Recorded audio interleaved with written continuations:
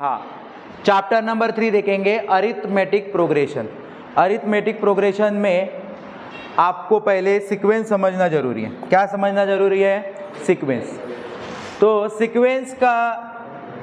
Sequence से क्या idea हो जाती है कि आगे कौन सा नंबर आता है। अभी यहाँ पे एक एग्जांपल ले अगर सीक्वेंस का, तो मुझे बताओ यहाँ पे नंबर है 1, उसके बाद नंबर है 4, मतलब ऐसी कुछ सीक्वेंस आपको दी। नंबर है 7, नेक्स्ट नंबर 10, और आपको किसी ने बोला कि आगे के नंबर क्या होने वाले, आगे के नंबर क्या होने वाले हैं।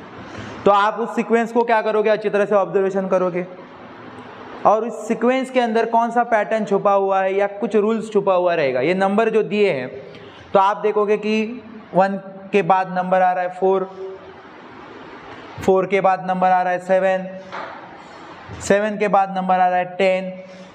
तो आपके दिमाग में तुरंत कैच हो जाएगा कि अभी 10 के बाद कौन सा नंबर आ रहा है? 13, 13 के बाद कौन सा नंबर आएगा? 16। आपने कैसे पहचान लिया? तो आपने देखा कि 1 के बाद 3 ऐड करने के बाद 4 हो रहा है, फिर 4 में 3 ऐड हो रहा है तो 7 हो रहा है, 7 में 3 ऐड हो रहा है तो 10 हो रहा है। तो आगे के नंबर आपको कौन से है वो पता करने के लिए इजी हो गया। समझ में आया? तो सीक्वेंस से आप पता कर सकते हो कि आगे के नंबर क्या क्या आ सकते हैं। समझ में आया? ठीक है, ये सीक्वेंस आपको समझ में आई जिसमें हर जगह पे कौन प्लस हो रहा था?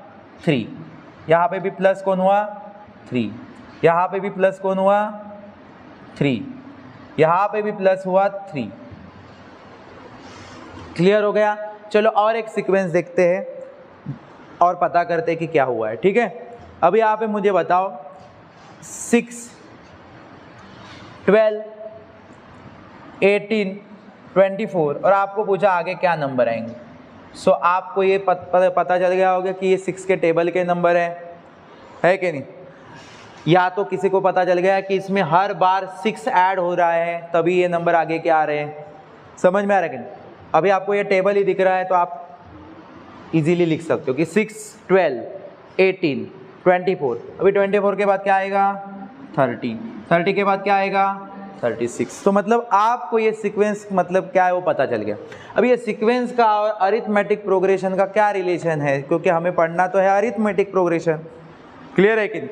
तो और एक सीक्वेंस देखते हैं और फिर हम कि अरिथमेटिक प्रोग्रेशन का मतलब क्या है वो समझेंगे। क्लियर है? यहाँ पे भी मुझे बताओ कि क्या प्लस हुआ है?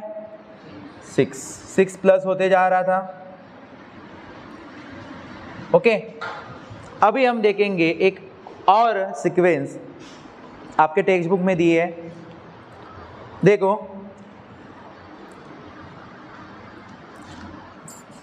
4, 16, 64 और आपको पूछा कि आगे के क्या होंगे। अंडरस्टैंड? आगे के टर्म, आगे के नंबर क्या होंगे। अब यहाँ पे आप देख रहे होगे, सो 4 के बाद 16 है, 16 के बाद 64 है, तो इसमें क्या हुआ है? मल्टीप्लाई हुआ है।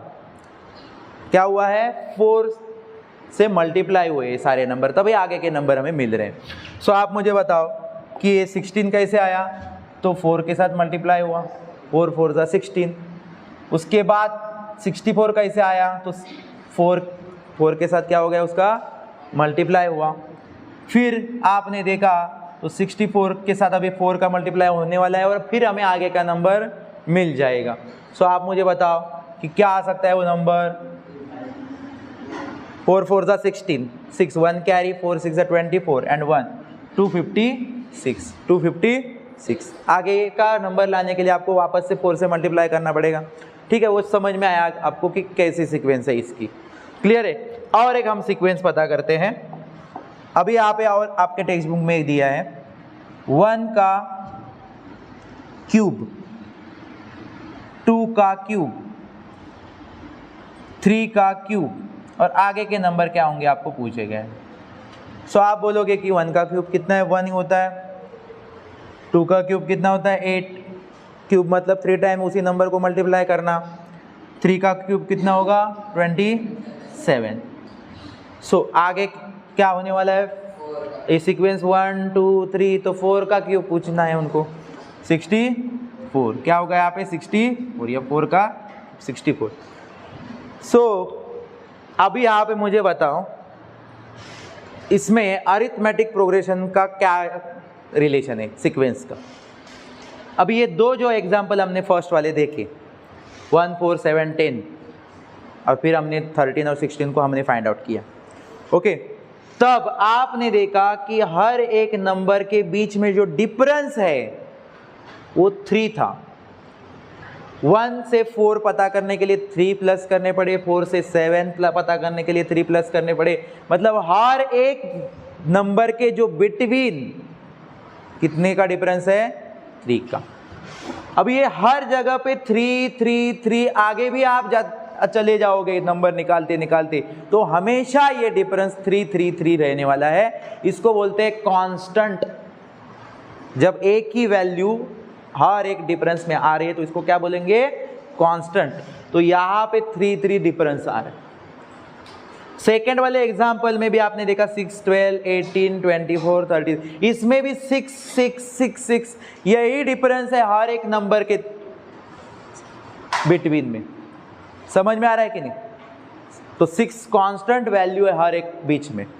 अभी ये जो नंबर है मतलब 1 और 4 4 और 7 वो एक दूसरे के कंसेक्यूटिव टर्म्स है, कंसेक्यूटिव नंबर्स, लगातार वो एक दूसरे के बाद आ रहे हैं, उनको कंसेक्यूटिव नंबर्स बोलते हैं। ठीक है, वो बाद में समझेंगे हम जब हम, लेकिन यहाँ पे जब आ रहे हो आप थर्ड वाले एग्जाम्पल में, सो आप बच्चों देखोगे तो 4 और 16 इनके अंदर कितने का गैप है, डिफरेंस कितने का है 12। 16 और 64 के डिफरेंस कितना है, मतलब आपको इसके लिए 38 है, कितने का है 48। समझ में आया कितना है 48 है। सो मुझे यहाँ पे बताओ कि हर एक बार डिफरेंस चेंज होते जा रहे हैं। डिफरेंस क्या है यहाँ पे सेम है क्या, जहाँ पे दो एग्जाम्पल में डिफरेंस कांस्टेंट था, लेकिन यहाँ पे जो डिफरेंस है वो कांस्टेंट है क्या, नहीं, कांस्टेंट नहीं है। सो इसका मतलब यहाँ पे एक न मतलब 4 से ही मल्टीप्लाई हुआ है, लेकिन हमें डिफरेंस कांस्टेंट चाहिए। क्या चाहिए, डिफरेंस। आप बोलोगे हर जगह पे सर तो 4 से ही ये हुआ है, मल्टीप्लाई हुआ है, तो कांस्टेंट नहीं क्यों, लेकिन इनके अंदर का डिफरेंस मैं बोल रहा हूँ आपको। जब जो नंबर की सीक्वेंस आ रही है वो क्या हो रही है, लगातार चेंज हो रही है, उनका डिफरेंस क्या हो रहा है, चेंज हो रहा है। वैसे ही यहाँ पे भी हो रहा है, 1 के बाद 8 है, मतलब 7 का डिफरेंस है, फिर 8 के बाद 27 आने में बहुत सारा डिफरेंस है, मतलब डिफरेंस यहाँ पे कांस्टेंट है क्या ये दो एग्जाम्पल में, नहीं। तो आपको बच्चों यही एग्जाम्पल सीक्वेंस से ही समझना है कि अरिथमेटिक प्रोग्रेशन का मतलब क्या है, कि अरिथमेटिक प्रोग्रेशन मतलब ऐसी सीक्वेंस जिसमें डिफरेंस क्या रहे, कॉमन रहे, कांस्टेंट रहे, उसको बोलते हैं अरिथमेटिक प्रोग्रेशन। मतलब ये फर्स्ट दो एग्जाम्पल अरिथमेटिक प्रोग्रेशन है, बट ये दो एग्जाम्पल अरिथमेटिक प्रोग्रेशन नहीं है, क्योंकि इनमें जो डिफरेंस है वो कॉमन नहीं आ रहा है, ना कांस्टेंट आ रहा है, इनमें जो डिफरेंस है वो लगातार क्या हो रहा है, चेंज हो रहा है। इसको ही बोलते हैं अरिथमेटिक प्रोग्रेशन। क्लियर? डाउट है किसी को समझ में अरिथमेटिक प्रोग्रेशन का मतलब क्या है? अभी हम एक्चुअल क्वेश्चन में जाएंगे तो ये जो सीक्वेंस दी जाती है नंबर्स की, इनको कुछ नाम है क्या, तो है। ये सारे नंबर्स को आपको पता होना जरूरी है कि क्या है बच्चों, नाम है। देखो अभी हम प्रैक्टिस सेट 3.1 देखेंगे, आपको बेसिक समझ में आया, क्लियर हुआ डाउट? ठीक है। अभी यहाँ पे क्वेश्चन में बोला which of the following sequences are AP. AP means arithmetic progression, short में एपी लिखते हैं, कैपिटल लेटर। हाँ, इफ दे आर एपी मतलब यहाँ पे आपको पूछा ये जो सीक्वेंस आपको दिए है, टोटल 8 क्वेश्चंस दिए हैं, वो एपी है क्या, चेक करो। इफ दे आर एपी, और अगर एपी रहेंगे तो उनके अंदर का जो डिफरेंस आ रहा है, जैसे कि हम दो एग्जांपल में देख चुके हैं, जो कॉमन डिफरेंस मैं निकाल के देख आ रहा था, वो क्या है, अगर एपी होंगे तो वो डिफरेंस क्या है। और ये डिफरेंस तो सब जगह पे सेम ही रहने वाला है, अगर वो एपी रहेगा तो। समझ में आ रहा है कि? सो हम यहाँ पे बहुत ही आसान 1 मार्क्स या 2 मार्क्स, 1 मार्क्स के लिए आपको एग्जाम में आएगा ये क्वेश्चन, ऑब्जेक्टिव टाइप के क्वेश्चन, लेकिन वो 1 मार्क्स कितना इंपॉर्टेंट है बोर्ड की एग्जाम में आपको पता है। सो आप मुझे यहाँ पे बताओ कि हम देखते हैं एक पहला क्वेश्चन, मैं यहाँ पे वापस लिख रहा हूँ वो क्वेश्चन 2 4 6 8, ये क्वेश्चन है हमें। क्या है क्वेश्चन? 2 4 6 8, ये सीक्वेंस हमें दी गई है। ठीक, अभी मुझे यहाँ पे बताओ कि इसमें आपको शुरुआत में ही, स्टार्टिंग में ही एक नंबर दिख रहा है। आप पढ़ते समय कैसे पढ़ते हो? हमेशा कोई भी चीज़ शुरुआत से पढ़ते हो, स्टार्टिंग से ही? क्या 8 6 4 2 ऐसे पढ़ते हो आप लोग? ऐसे पढ़ोगे ना? ठीक है, तो आप मुझे यहाँ पे बताओ कि ये जो फर्स्ट आप जब रीड करना चालू, अगर मैंने बोला ये क्वेश्चन रीड करो तो आप बोलोगे 2 4 6 8, तो आपने पहले 2 पढ़ा, तो इस 2 को बोलते हैं फर्स्ट टर्म। फर्स्ट टर्म, ये सारे के सारे ये जो नंबर्स है उनको टर्म बोलते हैं। टर्म, क्या बोलोगे? टर्म। समझ में आ रहा है? ठीक है, इसको फर्स्ट टर्म शॉर्टकट में लिखने का तरीका है क्या सर? यस, आप टर्म 1 ऐसे भी शॉर्टकट में लिख सकते हो। क्या लिख सकते हो? टर्म 1 लिख सकते हो। अंडरस्टैंड? फिर अगर मुझे बताओ, अगर आपको फर्स्ट टर्म पता चल गया तो आप बताओगे सर सेकेंड वाला जो 4 है वो क्या होगा? टर्म 2। फिर ये क्या होगा? टर्म 3। ये क्या होगा आपके लिए? टर्म 4। समझ में आ रहा है? मतलब कितना आसान है, देखो, टर्म 2, टर्म 3, टर्म 4, जो सीक्वेंस है वैसे ही उसको नंबरिंग करते जाना है। टर्म 1, फिर आने वाला टर्म 2, फिर टर्म 3, टर्म 4। समझ में आया? अभी आप एक खास करके आपको जब एपी सॉल्व करना है तो आपको बच्चों ज़्यादा से ज़्यादा टर्म 1 की ज़रूरत पड़ती है। ठीक है, तो इसीलिए टर्म 1 को एक स्पेशल और एक नाम है, टर्म 1 को ए भी बोला जाता है। क्या बोल सकते हो? ए भी बोल सकते हो आप टर्म 1 के लिए। और एक दूसरा नाम, क्या नाम? ए।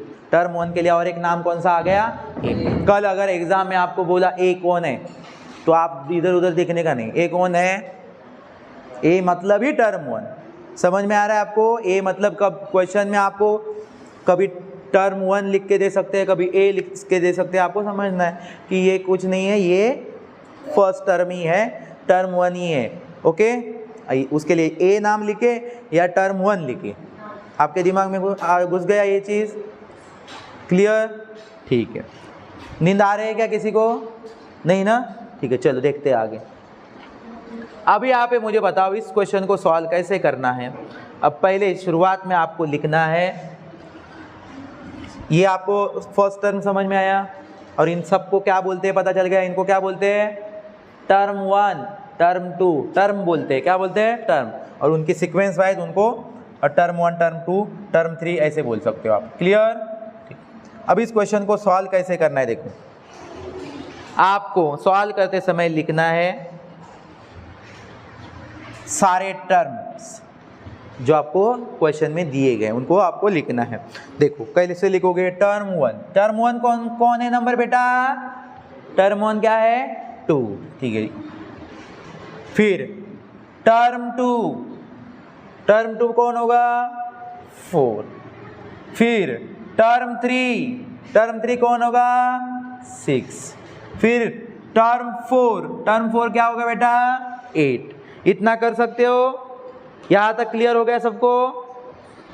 गया दिमाग में? क्या दिमाग से बाहर चला गया? नहीं, समझ में आ रहा है आपको? ठीक है, क्या लिखना है? टर्म 1, टर्म जो सीक्वेंस में रहेंगे, और यहाँ पे चाहिए तो ऐसे सेंटेंस लिखो, in this sequence, in this sequence, ये सीक्वेंस में टर्म 1 2 है, टर्म 2 4 है, टर्म 3 6 है, टर्म 4 8 है। क्लियर? उसके बाद आपको बच्चों एपी है क्या चेक करना है, अरिथमेटिक प्रोग्रेशन है क्या चेक करना है। और अरिथमेटिक प्रोग्रेशन आपको अगर चेक करना है तो मैंने आपको एग्जाम्पल में बताया था कि इनके अंदर का जो डिफरेंस है वो कॉमन होना जरूरी है, कांस्टेंट होना चाहिए। हर एक दो नंबर के कंसेक्यूटिव नंबर्स के बीच का जो डिफरेंस है वो एक ही होना चाहिए, जो भी आपको नंबर मिलेगा वो। क्लियर? तो उसके लिए हम लोगों को क्या करना होगा? डिफरेंस निकालने के लिए हमेशा क्या करते हैं हम लोग? अगर मुझे डिफरेंस निकालना है तो आप पहले क्या करते थे? इससे पहले आपने डिफरेंस सॉल्व किया है? कभी किया है ना? बहुत बार मैथ्स में हम लोगों ने किया। डिफरेंस निकालने के लिए हमें क्या करना पड़ता है? माइनस करना। क्या करना पड़ता है? माइनस। अभी माइनस करने के बाद ही आपको डिफरेंस पता चल गया। आपको देख के पता चल रहा है इसमें डिफरेंस क्या हो रहा है। प्लस करके नहीं निकालना है, लेकिन आपने तो प्लस करके इनका सीक्वेंस पता किया होगा। आपने क्या होगा कि 2 के बाद 2 मिला है तो 4 हुआ है, 4 के अंदर 2 मिला है तो 6 हुआ है, 6 के अंदर 8 मिला है तो 6 के अंदर 2 मिला है तो कितना आया 8, और 8 के अंदर 2 मिलाएंगे तो आगे का नंबर मिलेगा 10। बट हमें तो डिफरेंस चाहिए। तो डिफरेंस मतलब आपको बच्चों जो 2 कैसे पता चले होंगे, 4 में से 2 माइनस किए तो आपको पता चले होंगे कितने हैं 2। फिर आपको पता चल गया होंगे कि 6 में से 4 माइनस किया है तो 2 ही है। फिर 8 में से 6 माइनस करेंगे तो भी 2 है। तो डिफरेंस अब ऐसे निकाल। तो इसी के कारण डिफरेंस के फॉर्मूला बनते हैं। डिफरेंस निकालने के लिए क्या बनते हैं, फॉर्मूला बनते हैं। ये इसी तरह से। अभी मुझे बताओ, मैंने इसमें 2 डिफरेंस आ रहा है, कैसे निकाला था, माइनस करके। 4 में से 2 माइनस किया मैंने, तो 4 मीन्स कौन, टर्म 2। फॉर्मूला कैसे बने देखो, टर्म 2, और मैंने 2 माइनस किए तो 2 मीन्स कौन, टर्म 1। मतलब टर्म 2 में से आपको टर्म 1 माइनस करने के बाद वो जो डिफरेंस है वो मिलने वाला। फिर हमने 6 में से 4 माइनस किया तब 2 मिले, तो 6 मीन्स कौन सा टर्म, टर्म 3, और माइनस 4 किया है तो टर्म 2। आपको पता चल गया होगा अभी क्या करना है। टर्म 2 में से टर्म 1 माइनस करना है, टर्म 3 में से टर्म 2 माइनस करना है, और एक करते टर्म 4 में से। अभी आप देखने की भी ज़रूरत नहीं है आपको कि कौन है 84 है क्या, नहीं, आपको पता चल गया होगा ये कैसे आइडिया आगे चल रही है। टर्म 4 में से अभी टर्म 3 माइनस। समझ में आया आपको, क्लियर, ठीक है। अभी हम क्या करेंगे बच्चों कि इनका डिफरेंस लिखना है, और वो डिफरेंस कांस्टेंट आ गया तो ये एपी है, नहीं तो ये एपी होगा नहीं। ये जो सीक्वेंस आपको दी है वो एपी होगी कि नहीं, अभी पता चलेगी। आइए देखते हैं कैसे करना। Term 2 means number 4, term 1 means number 2। इनको माइनस करोगे तो आपको कितना मिल गया 2। फिर आगे चले गए हम, term 3 means 6, term 2 means 4, minus किए कितना मिल गया 2। टर्म 4 मीन्स 8, माइनस टर्म 3 मतलब 6, कितना मिल गया। आपने देखा होगा कि यहाँ पे जो सीक्वेंस है वो लगातार 2 के डिफरेंस से क्या हो रही है, आगे चल रही है। कितने डिफरेंस से आगे चल रही है, 2 पे। मतलब हर एक नंबर में देखो 2 2 2 डिफरेंस आया है, कॉमन आया है, कांस्टेंट वैल्यू है वहाँ पे। अगर कांस्टेंट वैल्यू या कॉमन डिफरेंस सेम है तो ये कौन सी सीक्वेंस है, एपी है। मतलब जो हमें पूछा था कि आप ये सीक्वेंस एपी है कि नहीं बताओ, तो आप यहाँ पे अभी लिख सकते हो। क्या लिख सकते हो, क्या लिख सकते हो, हाँ, इन दिस सीक्वेंस। आपको लिखना है यहाँ पे sentence, in this sequence, in this sequence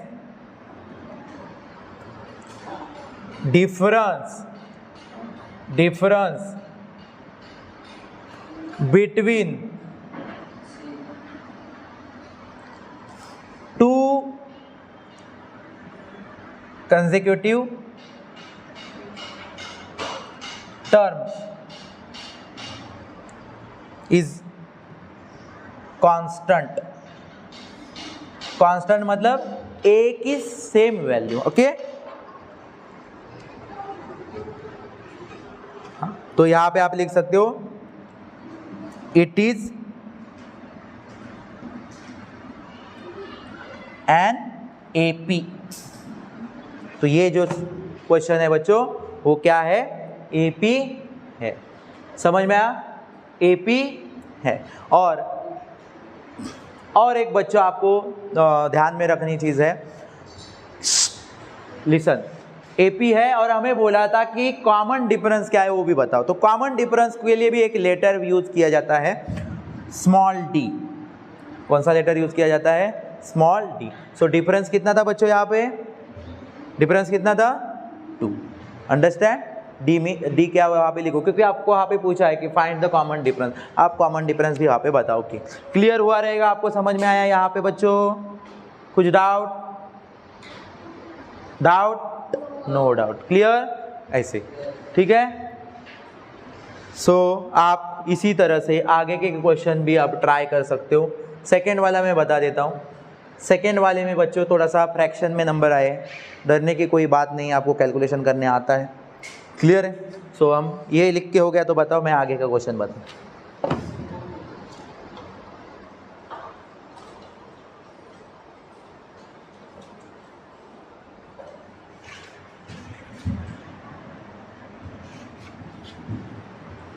okay ठीक है, समझ में आया? नेक्स्ट क्वेश्चन, फर्स्ट स्टेप क्या है पता चल गई आपको। फर्स्ट क्या लिखने हैं? सारे टर्म लिखने हैं, टर्म के नंबर्स लिखने हैं, और फिर आपको सिर्फ उनको क्या करना है? माइनस करना है, ठीक है? हाँ चलो देखते हैं सेकेंड क्वेश्चन। 2 5/2 3 7/3, ये आपका क्वेश्चन है। आपकी फर्स्ट स्टेप क्या रहेगी? हमेशा आपको लिखने हैं सारे टर्म, ओके? अभी यहाँ पे मुझे बताओ कि टर्म 1 क्या है बच्चों? टर्म 1 फर्स्ट नंबर जो रहेगा वो 2, फिर term 2 5/2, very good. Term 3, term 4 7/3 लिख दिया आपने सारे टर्म लिख दिए। पर कितना इजी स्टेप, कुछ है क्या इसमें डिफिकल्ट? सिर्फ ये 1 2 3 4 नंबरिंग देनी है उनको सीक्वेंस में, ठीक है? लेकिन नंबरिंग देते समय उनके नाम लिख के, term 1 term 2 term 3 term 4, okay चलो क्लियर। अभी हम देखते हैं हमें क्या करना है, इसमें डिफरेंस निकालना है। वो डिफरेंस चाहिए कॉमन कांस्टेंट, वो है क्या? तो कैसे करते हैं? टर्म 2 में से क्या किया जाता है? टर्म 1 को माइनस करते हैं, फिर टर्म 3 में से टर्म 2 को माइनस किया जाता है, फिर टर्म 4 में से टर्म 3 को माइनस किया जाता है। क्लियर है? समझ में आया? मतलब डिफरेंस है। नहीं तो आप क्या करोगे कि बड़े नंबर से छोटा नंबर माइनस करना, ऐसा इसमें कुछ नहीं है, आपको करना है ये फॉर्मूला यूज। समझ में आ रहा है क्या? अभी आप बताओ कि 5/2 बड़ा है क्या 2 बड़ा है? मुझे बताओ 2 बड़ा है कि 5/2 बड़ा है?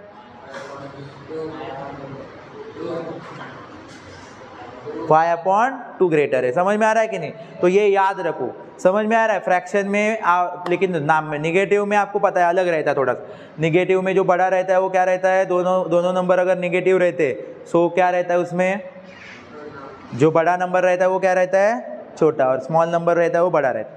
लेकिन फ्रैक्शन में सही पहचाने हो, इसके नीचे 2 के नीचे कुछ नहीं है, इसका मतलब क्या है? आपको समझ में आया? उसके नीचे कुछ नहीं है मतलब क्या है? 1।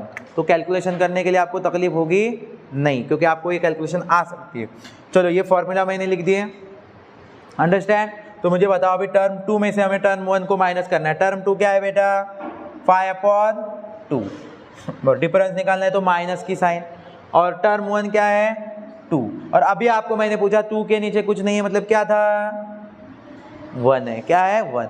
अभी मुझे यहाँ पे बताओ, यहाँ पे साइड में इसका कैलकुलेशन करता हूँ मैं, और क्योंकि मुझे वहाँ पे जगह नहीं है, कम है, और फिर डायरेक्ट आंसर लिखेंगे। मुझे यहाँ पे बताओ 5/2 माइनस 2/1 है, माइनस की साइन है और आपको फ्रैक्शन है ये, तो माइनस की साइन होती है तो क्या करते हैं हम लोग? क्रॉस मल्टीप्लिकेशन और नीचे का स्ट्रेट मल्टीप्लिकेशन। समझ में आ रहा है? माइनस और प्लस की साइन बीच में हो तो ये इस तरह से करना, ठीक है?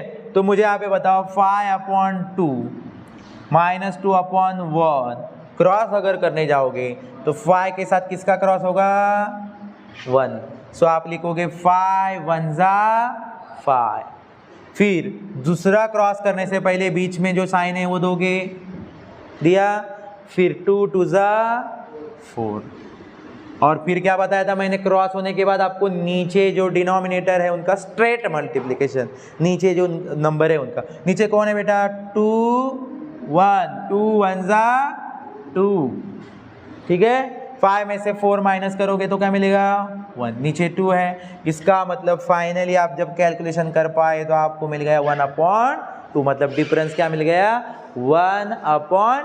2। अभी उसके बाद हमें टर्म 3 और टर्म 2 का भी वैसे ही करना है। टर्म 3 कौन है? 3 है, माइनस 5/2, 5 डिफरेंस निकालना है हमें। चलो कैलकुलेशन करते हैं, आपको पता चल गया होगा कैसे कैलकुलेशन करना है। चलो 3 माइनस 5/2, 3 के नीचे कुछ नहीं है, मतलब क्या है? 1 दे सकते हो। क्या दे सकते हो? 1। फिर मुझे बताओ क्रॉस करना है, 3 और 2 का क्रॉस, 3 2 जा 6 माइनस 5 1 जा 5, नीचे 2 1 जा 6 में से 5 गया 1, नीचे का 2। सो वापस आपको मिल गया कॉमन डिफरेंस बच्चों, कितना मिल गया? 1/2। अभी लास्ट थर्ड टर्म 4 में से आपको करना है 7/3 माइनस 3। चलो कैलकुलेशन करते हैं।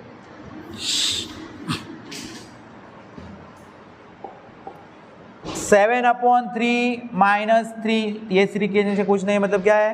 1। क्रॉस करो, 7 1 जा 7 और माइनस की साइन, 3 3 जा 9, नीचे 3 1 जा 3। 7 में से 9 माइनस हो जाएंगे, 7 प्लस में 9 माइनस में, plus minus minus 2 greater number की साइन, और नीचे आ गया 3। तो यहाँ पे देखो आपको लगातार 1/2 1/2 मिल गया, तो आपने धड़क से लिख दिया उधर AP है करके, आपका गलत हो जाएगा, गलत होगा कि नहीं? सो आपको क्या करना है बच्चों? चेक करना है पूरी तरह से, जितने आपको सीक्वेंस में टर्म दिए उतने, ठीक है। सो आप मुझे यहाँ पे बताओ कि -2/3, तो इसका मतलब जो वैल्यू हमें मिल रही है वो कांस्टेंट मिल रही है क्या? नहीं, कांस्टेंट मिल रही है नहीं। सो आप यहाँ पे लिखोगे इन दिस सीक्वेंस, वही सेंटेंस यूज करोगे जो मैंने आपको बताया था। क्या ये बोलोगे आप यहाँ पे? In this sequence difference between 2 consecutive terms is not a constant. सिर्फ वहाँ पे इज नॉट लिखना, इज के बाद आप डायरेक्ट कांस्टेंट लिख रहे थे ना, is constant, is not constant लिखना है जब कांस्टेंट नहीं मिलेगी तो। अंडरस्टैंड कर लिख पाओगे आप सेंटेंस? मैं नहीं लिख रहा हूँ फिर। और फिर आप यहाँ पे लिखोगे, क्या लिखोगे? Therefore this sequence is not an AP। समझ में आया आपको बच्चों? क्लियर? AP। फिर अगर AP नहीं है तो इसमें कॉमन डिफरेंस आप लिख पाओगे क्या? नहीं, इसका कॉमन डिफरेंस आएगा ही नहीं, क्योंकि AP ही नहीं है, तो कॉमन डिफरेंस लिख पाओगे क्या आप? नहीं। और आपको क्वेश्चन में ही बोला था इफ दे आर AP, अगर AP है तो ही आप कॉमन डिफरेंस लिखो। अंडरस्टैंड? क्लियर? चलो